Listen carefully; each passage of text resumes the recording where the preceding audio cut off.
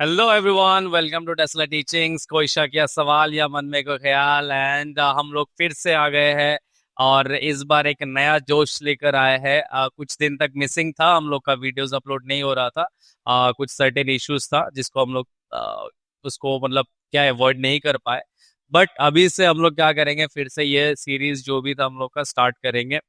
And उसके साथ एक स्पेशल सीरीज हम लोग लेके आ रहे हैं क्योंकि कुछ बच्चों का कमेंट्स था, कमेंट्स में डाउन मतलब उन लोगों का जो डाउट्स था उन लोगों ने डाला था, तो उसी कमेंट्स का आंसर्स के लिए हम लोग एक Q&A सेशन ला रहे हैं।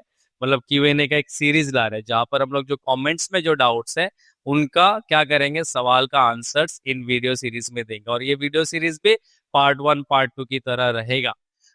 बिना टाइम वेस्ट करे चलते हैं इस वीडियो में। और यहाँ पर आज हम वही करेंगे, कमेंट्स का जो आंसर्स था उसको देने की कोशिश करेंगे। और आई होप उस उससे कुछ कॉन्सेप्ट्स आपका एटलीस्ट हम लोग ट्राई तो करेंगे 100% का, अगर नहीं भी हो कम से कम आपका कुछ कॉन्सेप्ट्स क्लियर हो जाए। ठीक है, तो चलते हैं। और यहाँ पर अगर मैं देखूं तो पहला जो कमेंट हम लोग को मिला था, यहाँ पर बोला देखो, फॉर प्राइवेसी एंड पॉलिसी के लिए, यूट्यूब का जो पॉलिसी है उस वजह से हम लोगों ने नाम और फोटो ब्लर किया हुआ है। We can not show the name. ठीक है, बट जिसका कमेंट है उसको तो पता चल जाएगा ना, क्योंकि अगर वो रेगुलर व्यूअर है। तो इसने क्या बोला था कि सर नेक्स्ट वीडियो में प्लीज एस क्वेश्चन को सॉल्व कर दीजिएगा। आई होप जल्दी जल्दी में था, शायद टट्टी लगा होगा। एस मतलब इस क्वेश्चन को। आई होप, अरे मजाक कर रहा हूँ, ऐसा ही है कि सर नेक्स्ट वीडियो में प्लीज इस क्वेश्चन को सॉल्व कर दीजिएगा। ठीक है, कुछ बच्चे ई से लिखते, कुछ बच्चे आई से लिखते, चलो ठीक है। तो क्वेश्चन क्या है, show that during refraction of plane wave frequency remains unchanged. अच्छा, हाँ मतलब जैसे रिफ्रैक्शन होता है, रिफ्रैक्शन में क्या रहता है, फ्रीक्वेंसी एक ऐसा चीज है जो अनचेंज रहता है। उसी चीज को बोला कि सर वेव के केस में इस चीज को कैसे दिखाए। ठीक है, अब रे ऑप्टिक्स ऑलमोस्ट हम लोग का लास्ट पोर्शन में है। रे ऑप्टिक्स खत्म होते ही वेव ऑप्टिक्स में आएंगे हम लोग, उसके बाद इसमें भी जाएंगे। बट सिंस आपने सवाल पूछा तो इसका आंसर देना तो बनता है ना, तो आंसर देंगे हम इसका। ठीक है, तो आंसर देने के लिए चलो यहीं पर हम लोग थोड़ा सा स्टार्ट करते हैं, इसी से हम लोग कर लेंगे। अब इसके लिए डायग्राम जानना बहुत जरूरी है कि प्लेन वेव के केस में, मतलब वेव के केस में हम लोग क्या क्या डायग्राम बनाते हैं। कि जैसे मान लो कि आप रेयरर से डेंसर मीडियम में आ रहे हो, चलो इसका थोड़ा सा विड्थ कम कर लेते हैं। रेयरर से आप डेंसर में आ रहे हो, ठीक है, इस मीडियम में आ रहे हो। तो हम लोग कैसा डायग्राम बनाते हैं, यहाँ पर कुछ इस तरीके का एक प्लेन वेव का प्रोपगेशन बनाते हैं। इस पॉइंट को लेट से बी मान लिया और यहाँ से आपका वेव क्या करेगा, यहाँ तक पहुंचेगा। ठीक है, लेट से दिस इज पॉइंट सी और दिस इज पॉइंट लेट से ए। ठीक है, आपका इंसिडेंट एंगल रहता है ये वाला आई। देखो मैं कंप्लीट मतलब वो नहीं बता रहा हूँ यहाँ पे पूरा कि ये रिफ्रैक्शन कैसे हो रहा है कैसे नहीं हो रहा, सिर्फ मैं इस सवाल का आंसर देने का कोशिश कर रहा हूँ। ठीक है, तो हम लोग क्या करेंगे, आ, कि यहाँ पर क्या करते हैं कि बी सी, जहां तक मान लो कि यहाँ पर वेलोसिटी अगर वेव का v1 है और यहाँ पर अगर वेलोसिटी v2 है। ठीक है, और मान लो v2 is greater than v1, तो उस केस में अगर v से c तक का जो अगर टाइम टाउ है, इस ये वाला जो टाइम क्या है, अगर टाउ टाइम में ये वाला यहाँ तक पहुंच रहा है तो ये डिस्टेंस क्या हो जाएगा, v1 टाउ हो जाएगा। अब सेम टाइम पर ये वाला पोर्शन भी तो क्या होगा, टेंसर मीडियम में जाएगा, बट उस केस में वेलोसिटी क्या हो जाएगा, कम, क्योंकि रिफ्रैक्शन टेंसर मीडियम में हो रहा है। ठीक है, तो वेलोसिटी अगर कम हो जाएगा तो यहाँ पर मैं क्या करूंगा, इस लेंथ से एक छोटा सा लेंथ लूंगा। उस छोटे से लेंथ का मैं क्या करूंगा, यहाँ पर ऐसा एक आर्क बनाऊंगा। ठीक है, और आर्क बना के यहाँ से जो टेंजेंट होगा, मतलब टेंजेंट को मैं क्या करूंगा, यहाँ से ऐड कर दूंगा। तो टेंजेंट मुझे क्या देगा, टेंजेंट मुझे यहाँ इस पॉइंट तक मुझे क्या देगा, एक नया वेव फ्रंट देगा जो कि ये वाला होगा। ये मान लो आपका ये ही है। ठीक है, अब अगर ये वाला मतलब एक वेवलेंथ लैम्डा 1 है, यहां से लेके मतलब ये वाला जो है, इस वेवलेंथ को मैं मान लेता हूँ लैम्डा 1, मतलब ये वाला कुछ इस तरीके का है, कंप्लीट इस तरीके से है। ठीक है, तो अगर ये लैम्डा 1 है तो इसको मैं क्या मान सकता हूँ, लैम्डा 2 मान सकता हूँ। बिकॉज अगर यहाँ से आपका जो वेव का क्रेस्ट अगर यहाँ से यहाँ तक पहुंचा तो सेम टाइम में यहाँ पर भी क्या होगा, अगर क्रेस्ट है तो भी क्या होगा, ऐसे यहाँ तक पहुंचेगा। ठीक है, तो उस केस में मैं क्या लिख सकता हूँ कि मेरा जो लैम्डा वन है, लैम्डा वन डिवाइडेड बाय अगर मैं लैम्डा टू करूँ, क्या मैं ऐसे लिख सकता हूँ मेरा बी सी डिवाइडेड में मेरा ए। ठीक है, अब बी सी मेरा क्या था, वी वन टाउ, और मेरा ये वाला पोर्शन क्या रहता है, यहाँ पे वेलोसिटी वी टू था। टाइम सेम टाइम की बात करें तो यहाँ पर वी टू टाउ डिस्टेंस बनेगा ना, तो ये वाला को हम लोग क्या लिख सकते हैं, वी टू टाउ, टाउ और टाउ कैंसिल हो जाएगा, तो बचेगा क्या देखो, v one by we two, ऐसा ही बचेगा। ठीक है, तो lambda one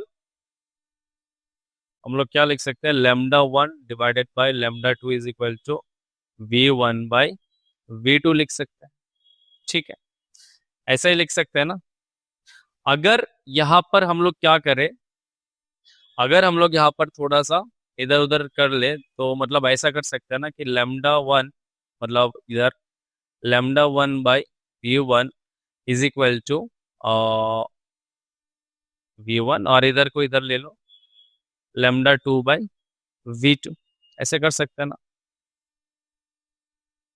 we is equal to जैसे मान लो कि ऐसा क्या है, लेमडा वन बाई ये वाला lambda one by we one, और lambda two by V cross multiply करोगे तो इसको इधर लेके जाओगे तो यही वाला बनेगा, मतलब इधर और ये इधर लेके आओगे तो यही वाला बनेगा। अब lambda one by we one क्या था मेरा, मतलब अगर हम लोग यहाँ पर देखेंगे एक case v is equal to, मतलब ऐसा होता है ना सी लेमडा, या फिर मतलब sorry c is equal to nu lambda होता है, तो यहाँ से वेलोसिटी का मतलब अगर मतलब जैसे मान लो कि फ्रीक्वेंसी का देखोगे मतलब c बाय लेमडा होता है, अगर वेलोसिटी होता तो v बाय हम लोग लेमडा लिख सकते हैं यहाँ पर इस केस में। तो इसी को अगर मैं उल्टा करके भी लिखूँ तो कोई प्रॉब्लम है क्या, v one by lambda one is equal to v two by lambda two, ये लिखेंगे भी तो कोई प्रॉब्लम नहीं है क्योंकि रेशियो है ना। तो इस केस में देखो ये वाला अगर मैं फ्रीक्वेंसी न्यू वन लिख देता हूँ और ये वाला फ्रीक्वेंसी न्यू टू लिख देता हूँ, मतलब दोनों का फ्रीक्वेंसी क्या है, सेम है। यहाँ से जो फ्रीक्वेंसी था वही फ्रीक्वेंसी क्या है, यहाँ पर है। तो मतलब मेरा जो फ्रीक्वेंसी रहेगा वो क्या रहेगा, कांस्टेंट रहेगा कि नहीं रहेगा। तो यही है इसका आंसर कि हम लोग इस तरीके से दिखा सकते हैं। ठीक है, हम लोगों ने सिर्फ यहाँ पर क्या किया देखो, इसको उल्टा करके लिखना सीधा करके लिखना कोई प्रॉब्लम नहीं। ठीक है, क्योंकि इसको मैं उल्टा करके लिखूंगा तो मतलब मैंने रेशो को तो चेंज नहीं किया, सिर्फ इसको उल्टा करके लिखा, तो इस केस में ये बनता है न्यू वन, मतलब फ्रीक्वेंसी वन। फ्रीक्वेंसी वन किसका, इस केस में फ्रीक्वेंसी। अब देखो ये वाला फ्रीक्वेंसी क्या था, यहाँ का, तो ये वाला न्यू टू बना ना, तो दोनों का फ्रीक्वेंसी सेम बना, इसीलिए हम लोग क्या बोलते हैं कि जब रिफ्रैक्शन होता है तो आपका फ्रीक्वेंसी क्या रहता है, कांस्टेंट रहता है। तो इसी से आपका ये वाला जो सवाल है, show that during refraction of plane wave frequency remain unchange, इस तरीके से आप क्या करना, ये डायग्राम बना के अब यहाँ से यहाँ तक कर देना और बोल देना कि यस, यहाँ से हम पता चलता है कि जो वेव होता है मतलब जैसा क्या बोलते हैं, during reflection of plane wave frequency remain what, unchanged, मतलब कांस्टेंट रहेगा। ठीक है, तो आई होप आप लोग को मतलब आप लोगों का मतलब या फिर जिन्होंने भी कमेंट डाला था, तो मैं उनका नाम तो नहीं बोल सकता, जिन्होंने भी कमेंट डाला था, आई होप आपको समझ में आ गया होगा। ठीक है, ये वाला थोड़ा सा मैंने उल्टा लिख दिया था, मतलब जैसे nu is equal to c c is equal to nu lambda, नहीं गलत नहीं, वो तो ठीक है। आगे चले, आगे आता है आपका एक क्वेश्चन, और एक क्वेश्चन क्या था, यस ये स्टूडेंट का नाम भी मैं नहीं बोल सकता, I know who this student is, जिन्होंने ये डाला है क्वेश्चन। तो वही फिर से मैं बोल रहा हूँ कि पॉलिसी वायलेशंस की वजह से हम लोग क्या नाम को ऐसे दिखा नहीं सकते। ठीक है, अब बोलेगी सर बड़े बड़े चैनल्स तो नाम दिखाता है, भाई बड़े बड़े चैनल्स बड़े बड़े, हम लोग छोटे वाले चैनल क्या करें, पॉलिसी वायलेशंस हो सकता है तो इसी वजह से हम लोग नहीं दिखा सकते। तो यहाँ पर देखो क्या है question, 2 ampere current is flowing through two different small circular copper coils having radius radii not radius having radii ratio 1:2। Okay, दो कॉपर कॉइल्स का रेडियस का रेशियो 1:2 गिवन है आपको। The ratio of the respective magnetic moments will be, sir please solve this question. हाँ भाई, solve करने के लिए तो बैठे हैं ना हम लोग क्या है, सॉल्व करने के लिए ही बैठे हैं।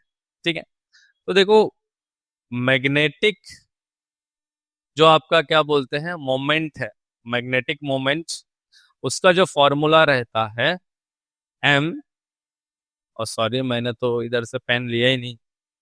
पेन, चलो खरीद लिया पेन, कहा गया कलर, और रबर लेके आ रहा। तो वो क्या होता है, एम इज इक्वल टू होता है आपका आई ए। ठीक है, ये होता है आपका फॉर्मूला। तो पहले वायर के लिए हम लोग क्या कर सकते हैं, M1 ले सकते हैं। M1 क्या आएगा, आई मेरा क्या है 2 एम्पियर, एरिया क्या होता है पाई R1 स्क्वायर पहले कॉइल के लिए। दूसरे कॉइल के लिए क्या होगा, M2 is equal to 2 ampere है, पाई R2 होल स्क्वायर। अब हमसे पूछा सवाल कि sir the ratio of the respective magnetic moment, sir ratio पूछा है ना, तो हम लोग क्या करेंगे, so therefore the ratio, will be क्या होगा, M1 डिवाइडेड बाई M2, तो क्या आएगा 2 pi R1 whole square, sorry R1 square 2 pi R2, ये दोनों मर जाएगा, बचेगा M1 डिवाइडेड बाई M2, और यहाँ पे R1 बाई R2 का होल स्क्वायर ले सकते हो। अब ये रेशियो कितना गिवन था, 1/2 गिवन था, इसका स्क्वायर करोगे तो कितना आएगा 1/4। तो आपका जो M1:M2 आएगा दैट शुड बी 1:4 आएगा। तो इतना सिंपल था, बेसिक सा सवाल था, कोई प्रॉब्लम नहीं था। तो आई होप आपको समझ में आ गया होगा। आपको सिर्फ ये फॉर्मूला यूज करना है, magnetic moment is equal to I A. इस फॉर्मूले से आप क्या कर सकते हो, इसको आसानी से सॉल्व कर सकते हो। आई होप जो भी इधर था जिनका नाम, उनको समझ में आ गया होगा। ठीक है, और जो भी इस वीडियो को देख रहे हैं, आई होप उनको भी समझ में आ गया होगा कि इस क्वेश्चन का आंसर इस तरीके से निकाल सकते। ओके, नेक्स्ट क्वेश्चन जो है उसकी तरफ चलते हैं। चलो, ये स्पेस था रफ करने के लिए बट उसी में चला गया। हाँ, पता नहीं ये कौन है, इनका भी नाम नहीं बोल सकते। तो इन्होंने क्या सवाल पूछा कि सर एक सवाल था, स्काई ब्लू क्यों होता है, रेड क्यों नहीं? Please explain sir and love you sir, please keep uploading new videos daily.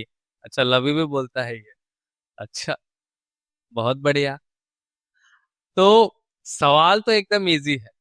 सवाल ये, इसका जो आंसर है आप लोगों ने क्लास 10th पर ही पढ़ा था कि स्काई ब्लू क्यों होता है। स्काई ब्लू होने का जो रीजन है, द मेन रीजन इज कि जो आपका व्हाइट लाइट है, सन से जो व्हाइट लाइट आता है that is made up of what, 7 colours. ठीक है ना, 7 कलर्स से बनता है वो, बीप जी और हम लोगों ने देखा था। ठीक है, वो क्या होता है, violet, indigo, blue, green, yellow, orange and red. ठीक है, अब यहां पर क्या होता है कि जब आपका सन से क्या होता है, ये रेडिएशन, मतलब व्हाइट लाइट जो है अर्थ के एटमॉस्फेयर पे आता है, अर्थ के एटमॉस्फेयर पे आता है, तो इसके चारों तरफ हमारा क्या है, ऐसा एयर का लेयर्स। जब अर्थ के एटमॉस्फेयर में आता है तो अर्थ के एटमॉस्फेयर में क्या है, बहुत सारे ऐसे एयर में पार्टिकल्स रहते हैं। ठीक है, बहुत सारा है क्योंकि अर्थ में बहुत सारा चीज काम हो रहा है, तो वाटर ड्रॉपलेट्स है, पता बहुत सारे पार्टिकल्स है। ठीक, तो इस पार्टिकल के साथ क्या होता है कि ये वाले जो कलर्स, मतलब जो ये 7 कॉन्स्टिट्यूएंट कलर्स है, ये व्हाइट लाइट आके यहाँ पे टकराते हैं, और पार्टिकल, ये जो पार्टिकल्स है क्या करता है, इन लाइट को स्कैटर कर देता है। इन लाइट को क्या करता है, स्कैटर करता है चारों तरफ। और सिंस ये जो ब्लू कलर होता है, इनका वेवलेंथ थोड़ा सा कम रहता है, तो ये ब्लू कलर क्या रहता है, सबसे ज्यादा स्कैटर होता है। क्या होता है, सबसे ज्यादा ऐसा स्कैटर हो जाता है, जिसकी वजह से हम लोग जहां कहीं भी देखते हैं, आपका जो स्काई है वो ब्लू दिखता है। तो स्कैटरिंग ऑफ लाइट की वजह से, that is the reason which for which we see the sky as blue. I hope जिन्होंने भी ये सवाल किया होगा, ये समझ में आ गया होगा कि सर स्काई रेड क्यों नहीं होता, ब्लू क्यों होता है। ब्लू किस लिए होता है, बिकॉज जितने भी पार्टिकल्स है हमारे एयर में, वो क्या करते हैं, ब्लू कलर को ऐसे स्कैटर करके देते हैं। आई होप समझ में आ गया होगा। एंड ऐसे ही कमेंट्स डालते रहो, अपना प्यार दिखाते रहो, ठीक है। एंड मैं ट्राई करूंगा सॉल्व करने का, अगर सॉल्व नहीं भी होता है तो फिर भी ट्राई करेंगे भाई, समझाना है आपको, है ना। सिंस एक कम्युनिटी है, कम्युनिटी बिल्ड कर रहे हैं। देखो हजारों यूट्यूब चैनल्स है, बट उसी में कि स्टैंड आउट करना, कुछ कुछ आउट ऑफ द बॉक्स करना, ये भी बहुत मुश्किल है आजकल, बिकॉज हर कोई अपना अपना नया आइडिया लेकर आ जाता है ना। तो उसी में हम लोग एक छोटे सा जगह बनाने की कोशिश कर रहे हैं। सो आप लोग प्यार दिखाते रहना, ठीक है, सब्सक्राइब कर लेना, अपने दोस्तों के साथ शेयर कर लेना। अगर कुछ भी समझ नहीं आया तो जरूर कमेंट पे डालना।